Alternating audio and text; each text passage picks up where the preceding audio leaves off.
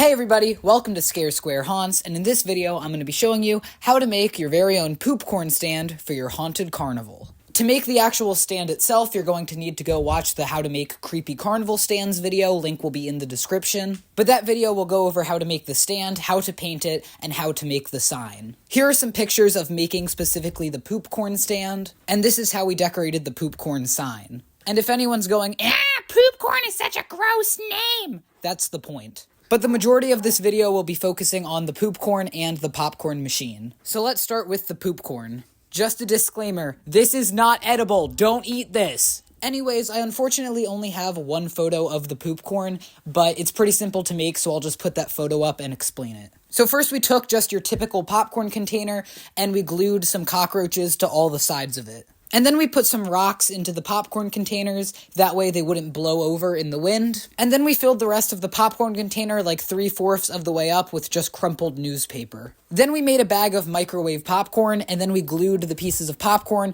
onto the newspaper and into the container to just make the whole thing look like it's filled up with popcorn. And then we also glued a ping pong ball eyeball in there, as well as some fake cockroaches.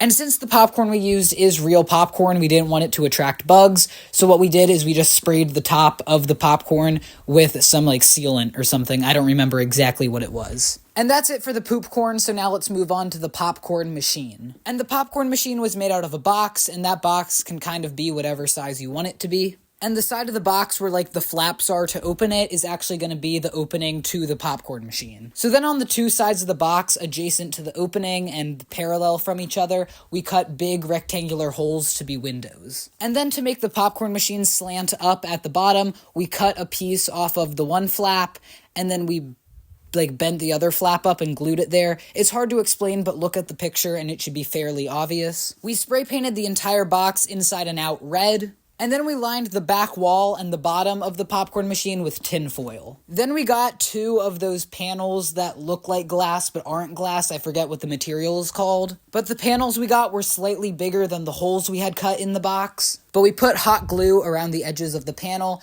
and then we put it inside the box. And that way, from the outside, it just looked like a window. Then we sprayed a bunch of spray foam inside the popcorn machine to be popcorn. And on a separate piece of tin foil, we made little dots of spray foam. And once those dots of spray foam dried, we could peel them off of the tin foil and then throw them into the popcorn machine to be other pieces of popcorn. I printed out a $5 price and a Poopcorn sign to go onto the popcorn machine.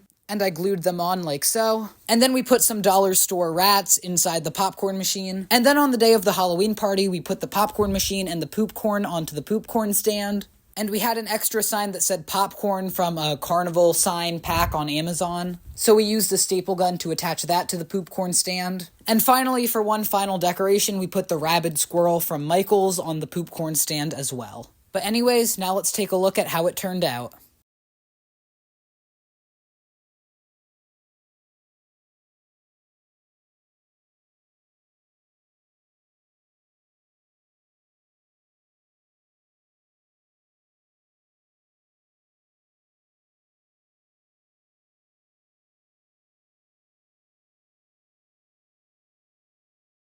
Alright, thank you guys so much for watching. Please like and subscribe if you enjoyed this video, and I will see you in the next one.